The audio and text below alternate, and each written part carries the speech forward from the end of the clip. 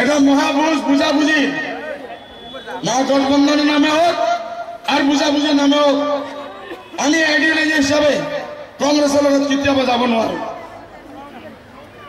আমি নিজে যেতিয়া মুখ্যমন্ত্ৰীয়ে বাৰ বাৰ টেলিভিছনত কৈছে আপোনালোক আহক আমি এটা বুঝাবুঝি কৰিম বুজ কৰিম মহাবুঝাবুঝি কৰিম আমি ওয়েলকাম কৰিছো। কেনে বিজেপিক বিদায় দিয়া বিজেপিক অকমান এতিয়া কংগ্ৰেছৰ যি নেতা পানী নেতাসকলে এই বুঝাবুঝিৰ বিৰোধিতা কৰি আছে ই অকল আসলে বিজেপিৰ এজেন্ট হৈ অসমৰ কংগ্ৰেছৰ ভিতৰত কাম কৰে।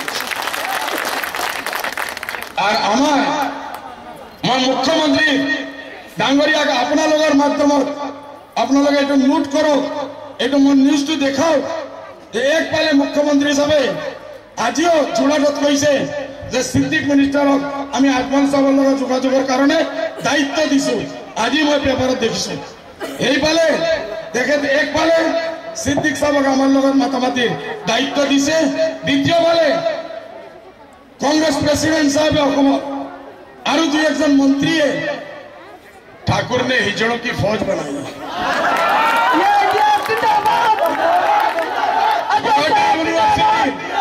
गुवाहाटी यूनिवर्सिटी दुई एजन मुसलमान प्रफेसर लई इंटेलेक्चुअल लई 150 जनिया टीम बनाइছে গোটে অসমত যাওক আর গৈ বুঝাওক বলে ইউডিএফে বিজেপি কেতিয়াবা নকৰিব কংগ্ৰেছে বিদায় দিব।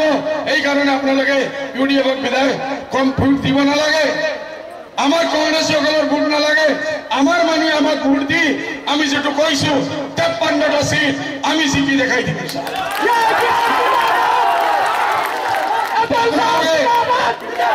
মুখ্যমন্ত্রী সাহেব আপনি আপনার মানুহবিলাকৰ ওপৰত কন্ট্রোল করুক। ইউডিএফ এক আস্থা আপনার আমি যদি সাপোর্ট করো আমি 2 জনে 3 জনে 4 জনে মিলি এই বিজেপিকে আর পরা বিদায় দিব পারবো। আপনার এটা গ্রুপে আমার কারণে আমার এরিয়াত গই খুন্তি মারার চেষ্টা করে দিছে, এই জন্য চলিব। या दुश्मनी करो तो खुल के करो या दोस्ती करो तो मैदानी करो। আমি ওয়ার্নিং দিয়েছি এইসব ডবল রোল বন্ধ কৰিব লাগে। যদি হত ইচ্ছা আছে যে বিজেপিৰ ইয়াৰ পৰা বিদায় দিব লাগে আমাৰ সবৰ দায়িত্ব আছে, সবৰ দায়িত্ব আছে।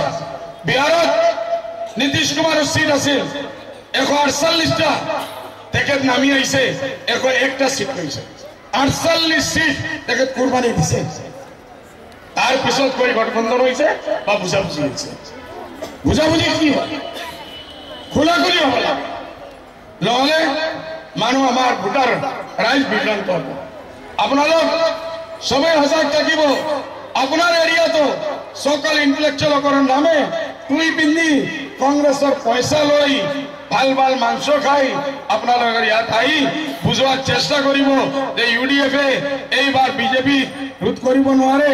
আমি আপনার কংগ্রেসের আমার মাইনরিটি এরিয়াত কোনো ভোটই নাই, কোনো ভেটি কি আপনাদের বিদায় করব।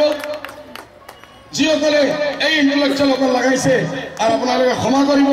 আমার কিছু হালিম ওলামা এই কংগ্রেস পার্টির নেতাসকলে খরিদ করি মুসলিম এলাকাত পাঠাই আছে বলে আপনাদের এইবার কমসে কম কংগ্রেসের সাথ দিয়ে দিও।